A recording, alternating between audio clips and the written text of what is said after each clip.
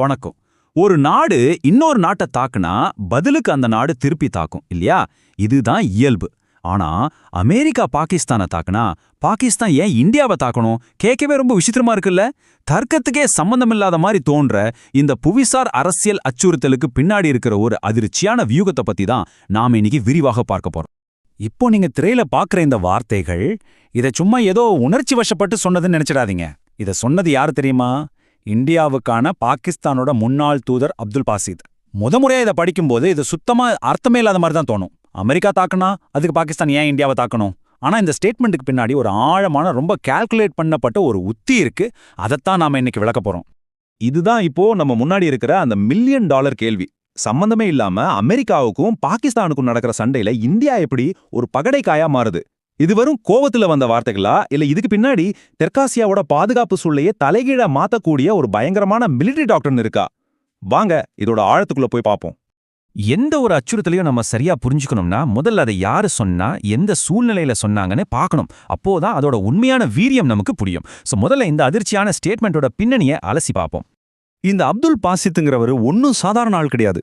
பல வருஷமா இந்தியாவுல பாகிஸ்தானோட உயர் ஆணையரா, அதாவது ஹை கமிஷனரா இருந்தவர். பொதுவா தூதர்கள்லாம் வார்த்தைகளை ரொம்ப அளந்து பேசுவாங்க. அவங்க சொல்ற ஒவ்வொரு வார்த்தைக்கும் ஒரு அர்த்தம் இருக்கும். கொஞ்ச நாளைக்கு முன்னாடி ஒரு இன்டர்வியூல ஒருவேளை அமெரிக்காவும் இஸ்ரேலும் சேர்ந்து பாகிஸ்தானை தாக்குனா என்ன நடக்கும்னு அவர்கிட்ட கேட்டிருக்காங்க. அதுக்கு அவர் கொடுத்த பதில் தான் இப்ப உலகம் முழுக்க இருக்கிற பாதுகாப்பு ஆய்வாளர்களே யோசிக்க வச்சிருக்கு.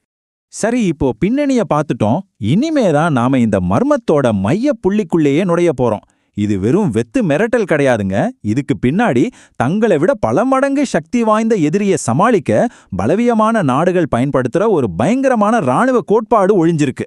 அதோட பேர் தான், இந்த ஸ்லைட்ல இருக்கிற பேர் தான் அது, செலவை சுமத்தும் உத்தி, அதாவது காஸ்ட் இம்போசிங் ஸ்ட்ராட்டஜி.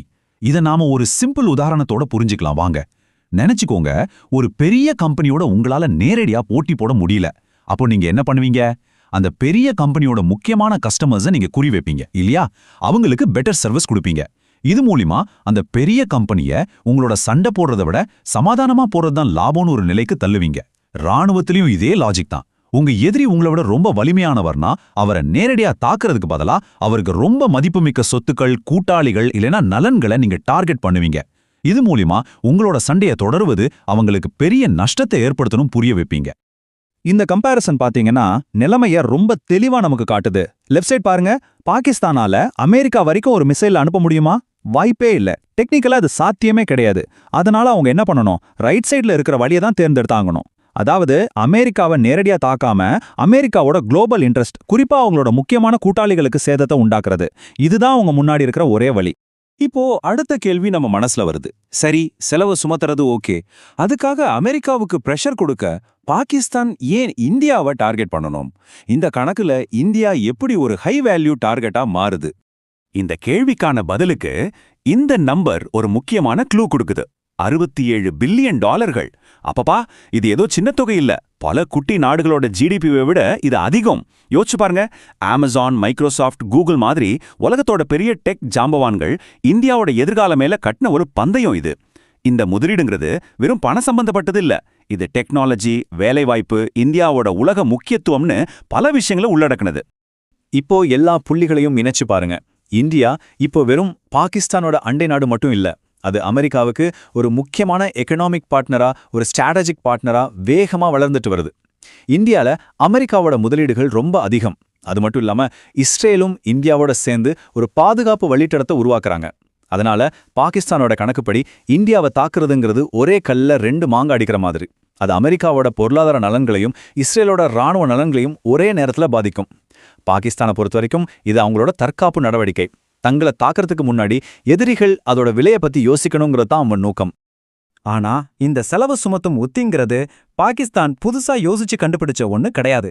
இது ஏற்கனவே போர்க்களங்கள்ல டெஸ்ட் பண்ணி ஜெயிச்ச ஒரு ஃபார்முலா. இந்த பயங்கரமான பாடத்தை பாகிஸ்தான் எங்கிருந்து கத்துக்கிட்டாங்கன்னு தெரிஞ்சுக்க நாம கொஞ்சம் ஈரானோட பக்கங்களை புரட்டி பார்க்கணும். வருஷம் 2003. அமெரிக்கா ரொம்ப சுலபமா ஈராக்குள்ள புகுந்து சதாம் ஹுசேனோட ஆட்சியை கவிழ்க்குது. இத பக்கத்துல இருந்து பார்த்துட்டு இருந்த ஈரானுக்கு ஒரு விஷயம் நல்லா புரிஞ்சுது. அடுத்து நாம தான் அப்படிங்கிற பயம் அவங்களுக்கு வந்துருச்சு. அமெரிக்காவோட பிரம்மாண்டமான ராணுவ சக்திக்கு முன்னாடி நம்மளால நிக்க முடியாதுன்னு அவங்களுக்கு தெரிஞ்சு போச்சு. இந்த உயிர் பிழைக்கணுமேங்கிற ஒரு தேவையில இருந்து தான் இந்த அசிமெட்ரிக் வார்ஃபேர், அதாவது சமச்சீரற்ற போர் முறைங்கிற புது ஐடியாவே பிறக்குது. அந்த புது வழிகள்ல ஒண்ணுதான் இந்த மொசைக் டிஃபென்ஸ். இதோட ஐடியா ரொம்பவே புத்திசாலித்தனமானது. அமெரிக்கா மாதிரி ஒரு எதிரி ஒரு நாட்டை தாக்க வந்தா முதல்ல அந்த நாட்டோட தலைநகரையும் தலைவர்களையும் அழிச்சு போர ஆரம்பிச்ச சில மணி நேரத்திலே முடிக்க பாப்பாங்கன்னு ஈரானுக்கு தெரியும். இந்த மொசைக் டிஃபென்ஸ் அதுக்கு ஒரு மாற்று மருந்து மாதிரி. இது மூலமா அவங்க தங்களோட ராணுவ கட்டுப்பாட்டை பரவலாக்கிட்டாங்க. தேசிய தலைமை அழிக்கப்பட்டாலும் ஒவ்வொரு பகுதியில் இருக்கிற தளபதியும் தானா போராட முடியும். ஒரு தலையை வெட்டினா பல தலை முளைக்கும்னு சொல்லுவாங்க இல்லையா, அதே மாதிரி நாட்டோட ஒவ்வொரு மூலையிலிருந்தும் எதிர்ப்பு தொடர்ந்து வந்துகிட்டே இருக்கும். ஈரானோட இந்த 2 டாக்டரினும், அதாவது காஸ்ட் இம்போசிங் ஸ்ட்ராட்டஜியும் மொசைக் டிஃபென்ஸும் பாகிஸ்தானுக்கு ஒரு ரெடிமேட் ப்ளூ பிரிண்ட் மாதிரி கிடைச்சிருக்கு. ஈரான மாதிரியே என்னைக்காவது ஒரு நாள் அமெரிக்கா கிட்ட இருந்தோ இஸ்ரேல் கிட்ட இருந்தோ தாக்குதல் வரலான்னு பாகிஸ்தான் நினைக்குது. அப்படி ஒரு நிலைமை வந்தா எப்படி தப்பிச்சு வாழ்றது, எப்படி திருப்பி அடிக்கிறதுங்கிற பாடத்தை அவங்க ஈரான் கிட்ட இருந்து கத்துக்கிறாங்க. இதனாலதான் அப்துல் பாசித்தோட அந்த மிரட்டல் வெறும் வார்த்தையா இல்லாம ஒரு நிஜமான ஆபத்தான உத்தியா மாறுது. இது வரைக்கும் நாம பாகிஸ்தானோட ஆபத்தான வியூகத்தை பத்தி பார்த்தோம். இது ஒரு நிஜமான அச்சுறுத்தல்னு புரிஞ்சுக்கிட்டோம். அப்போ இந்த சவாலை இந்தியா எப்படி எதிர்கொள்ளுது? பாகிஸ்தான் தன்னோட கேம் பிளானை மாத்தும் போது இந்தியா சும்மா வேடிக்கை பார்த்துட்டு இல்ல, அவங்களும் அவங்களோட ஆட்டத்தை மாத்துறாங்க. இந்தியாவோட இந்த பதிலடிக்கு மகாபாரதத்திலிருந்து ஒரு சக்தி வாய்ந்த பேரை வச்சிருக்காங்க. இந்தியாவோட பதில் இந்த திட்டத்தோட பேர்லயே இருக்கு, சுதர்ஷன் சக்ரா. ஆனா கிருஷ்ணரோட சுதர்ஷன சக்கரம் மாதிரி இது எதிரியை தேடி போய் அழிக்கிற ஒரு ஆயுதம் இல்ல. இது ஒரு பாதுகாப்பு கவசம். இந்தியாவை நோக்கி வர்ற எந்த ஒரு ஏவுகணையா இருந்தாலும் சரி, எந்த ஒரு ஆபத்தா இருந்தாலும் சரி, அதை தடுத்து நிறுத்துற ஒரு அசைக்க முடியாத கோட்டை. இது முழுக்க முழுக்க எதிர்கால போற மனசுல வச்சு டிசைன் செய்யப்பட்ட ஒரு விரிவான பல அடுக்கு கொண்ட பாதுகாப்பு இரும்பு கவசம். விரக்தியில எதிரி ஒரு பெரிய மிசைல் தாக்குதல் நடத்தினாலும் அதை தடுத்து இந்திய மக்களை பாதுகாக்கிறது தான் இதோட ஒரே நோக்கம். பிரதமரோட இந்த வார்த்தைகளை கேளுங்க. இது இந்த திட்டத்தோட ஆன்மாவே நமக்கு விளக்குது. இது ஏதோ வெளிநாட்டுல இருந்து காசு கொடுத்து வாங்குற ஆயுதம் இல்ல, இது முழுக்க முழுக்க மேட் இன் இந்தியா திட்டம். இதோட ரிசர்ச், டிசைன், தயாரிப்பு எல்லாமே இந்தியாவிலேயே இந்திய இளைஞர்களாலேயே செய்யப்படும். இது இந்தியாவிற்கு ஒரு பாதுகாப்பு கவசத்தை மட்டும் கொடுக்கல, கூடவே தற்சார்பு அப்படிங்கிற ஒரு பெரிய பலத்தையும் கொடுக்குது. அப்போ சுதர்ஷன் சக்ராவோட நோக்கங்கள் என்னன்னு பார்த்தா ரொம்ப தெளிவா இருக்கு. 1 தற்சார்பு, 2வது ஃபியூச்சருக்கு ரெடியா இருக்கிறது, 3வது இந்த +1 ஸ்ட்ராட்டஜி. அப்படின்னா என்னன்னா, எதிரி என்ன செய்ய போறான்னு யூகிச்சு நாம எப்பவுமே அவனை விட ஒரு படி முன்னாடி இருக்கணும்.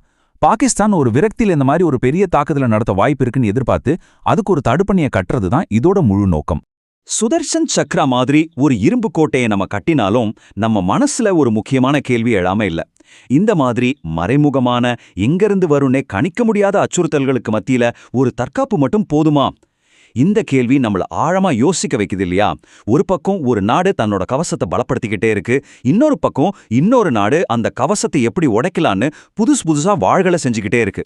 இது ஒரு முடிவே இல்லாத ஆட்டம் மாதிரி தான் தெரியுது. இந்த ஆட்டத்துல உண்மையான பாதுகாப்புங்கிறது எப்போ கிடைக்கும், எப்படி கிடைக்கும்? யோசிச்சு பாருங்க. அடுத்த பகுப்பாய்வுல சந்திப்போம்.